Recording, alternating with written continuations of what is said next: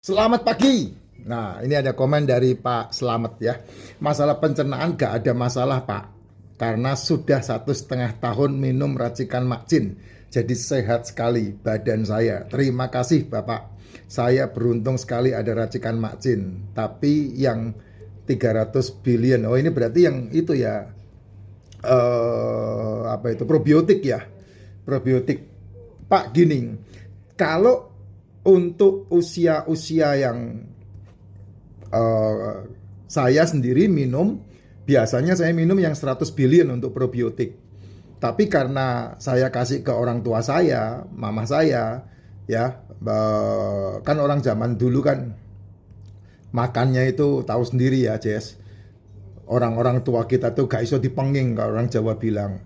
Maunya apa aja dimakan, tetap aja. Apalagi dalam posisi ketika ketika orang-orang tua kita itu dulunya miskin ya, susah makan ya. Kalau sekarang dipenging ojo mangan iki, ojo mangan iku, dia yang marah, dia yang ngamuk gitu. Sehingga kebanyakan di dalam perutnya itu isinya sampah gitu ya. Sampah artinya yang paling banyak dimakan itu ya jajanan, cemilan begitu.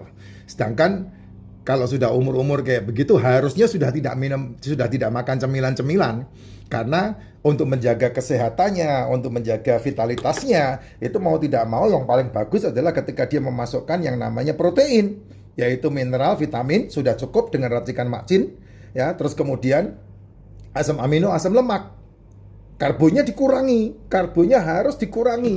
Karena apa? Karena aktivitasnya kan jauh berkurang dibandingkan dulu. Dulu aktivitasnya pagi ngepel, nyuci baju, ya, nyetrika, semua aktivitasnya ada. Sehingga ketika dia muda makan apa aja, kalorinya habis. Dipakai oleh otot gitu, dipakai oleh aktivitasnya dia gitu. Ngasuh anak, gendong anak itu kalorinya besar loh. Wanita itu kalorinya paling besar habis di situ. Tapi kalau seandainya mau ditambah lagi ya, kelemahannya adalah dia tidak melatih kakinya, sehingga ketika dia menjadi tua kakinya tidak kuat ya. Sehingga pakai tekan, pakai tongkat gitu. Mau tidak mau dia harus melatih kakinya supaya kakinya kuat gitu. Yang sekarang ini saya fokus di situ untuk diri saya. Nah, biasanya itu yang membuat lambungnya membutuhkan banyak bakteri, lambungnya membutuhkan banyak probiotik ya. Makanya saya kasih yang 300 billion untuk orang tua saya. Kalau saya sendiri minum yang 100, Pak. 100 billion itu udah oke, ya. Jangan yang di bawah 100. Kalau yang di bawah 100 enggak ada gunanya. Yang 100 ke atas ya minimal 100 lah ya. Nah, kalau pencernaan bagus ya memang racikan Makcin itu bagus buat pencernaan.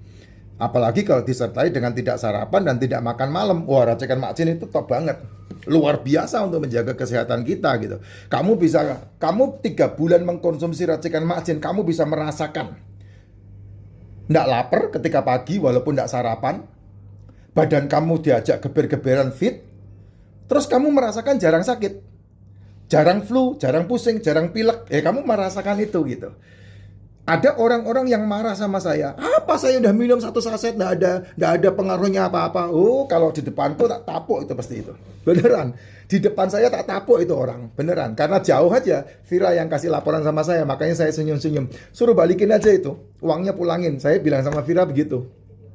Ya. Tapi kalau di depan saya mesti tak tapuk pakai sepatu gitu.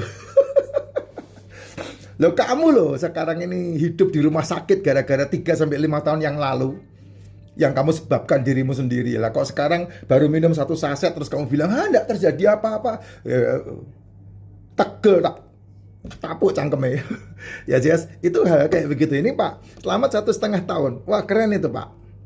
Beneran, suplemen itu dibutuhkan untuk pemenuhan nutrisi tubuh, sehingga tubuh ini bisa dipakai untuk manuver banyak hal. Suplemen yang penting adalah liposomal glutathione. Itu penting karena kita umur 25 tahun ke atas, liposomal glutathione udah tidak terproduksi lagi di liver kita. Sementara liver kita membutuhkan glutathione itu, bukan glutathione yang untuk pemutih ya. Liposomal glutathione bisa berfungsi untuk memperbaiki fungsi sel tubuh, pigmen tubuh bisa, sehingga badan bisa menjadi lebih halus. Itu liposomal glutathione. Artinya dari dalam untuk kecantikan. Liposomal glutathione, daripada kamu tebel-tebelan dibegitukan, nggak ada gunanya juga. Buat apa? Itu liposomal glutathione. Probiotik itu untuk membantu enzim lambung sehingga mikrobiota tubuh atau mikroba atau bakteri-bakteri baik di dalam lambung dan ususmu bisa bekerja baik dengan enzim lambung. Sehingga ketika pencernaan terjadi, nah akan lebih mudah untuk kamu mencerna makanan-makananmu. Yang paling gampang dicerna itu kan ikan, daging, seafood, telur. Orang yang makan ikan, daging, seafood, telur, maka dia akan lebih kenyang ketimbang dia makan nasi, mie-mian, tepung-tepungan, jajan-jajanan, goreng-gorengan. Orang yang makan gorengan, tepungan, nasi-nasian, itu satu hari itu tidak ada rasa kenyangnya. Kenapa ya? Karena setelah dia makan, pankreas bekerja, gulanya diturunkan, gulanya ditarik turun sehingga lapar lagi. Makanya orang diabetes itu laparan. Orang diabetes itu laparan. Tapi dia tidak sadar kalau dia harus merubah cara makannya. Bahkan ketika diminta untuk makan telur, daging, ikan, dan seafood, ketakutan. Itu yang saya bingung. Malah dia senang untuk membuat resistensi insulin sendiri. Karena apa ya? Makanannya gituan. Mam, jangan makan nasi. Kamu udah kena diabetes. Loh, tapi kalau tidak makan nasi nanti lemas. Ya memang susah dikasih tahu Jess, mereka itu Jess. Karena apa? Ya itu. Mereka udah kemakan sama yang namanya kartel itu. Susah mau dikasih tahu. Ya, itu probiotik. Nah, probiotik kalau tidak minum suplemen, apa? Keju, itu probiotik. Tapi hati-hati, keju yang dari susu loh ya, bukan dari gula.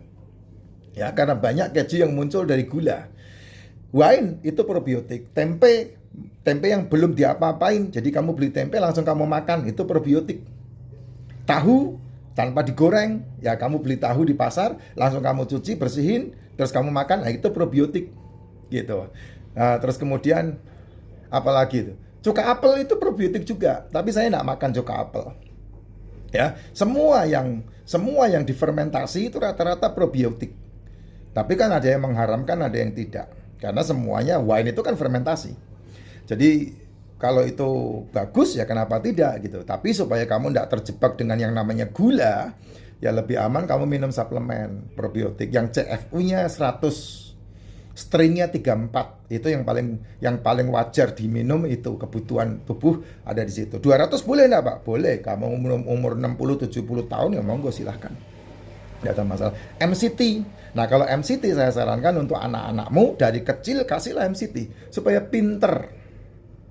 Dan hindarkan anak-anakmu dari makan jajan-jajanan. Hindarkan anakmu dari makan tepung-tepungan.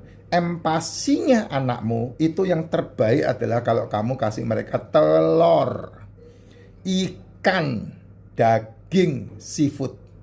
Top itu. Ya, kamu udah biasakan mereka.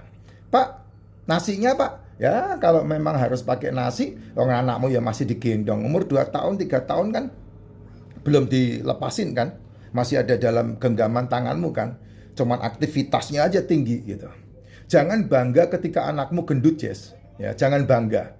Bisa jadi itu menjadi masalah penyakit. Karena apa? Karena gula yang kamu masukkan ke dalam tubuh anakmu. Jangan bangga, hati-hati di situ. Karena sekarang ini, zaman sekarang anak umur 4 tahun udah gagal pankreasnya untuk memproduksi insulin, dan mereka menderita penyakit diabetes tipe 1 sehingga terminal. Nggak bisa disembuhkan itu.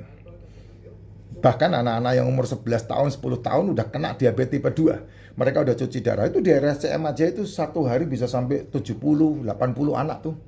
Ya kamu bayangin aja itu. Orang tuanya kerja 20 tahun ngumpulin duit, bukan dipakai untuk investasi dan menikmati masa tuanya, tapi habis untuk gituan.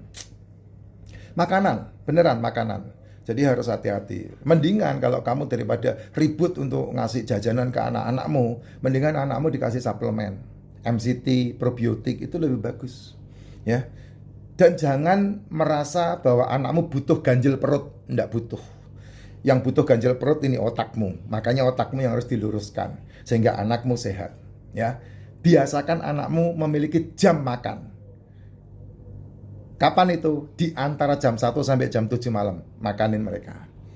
Sehingga mitokondrianya memakan sel-sel tubuhnya ketika mereka beraktivitas. Dan anakmu menjadi sehat. Jangan pernah berpikir ketika anakmu kelaparan mereka akan mati. Tidak.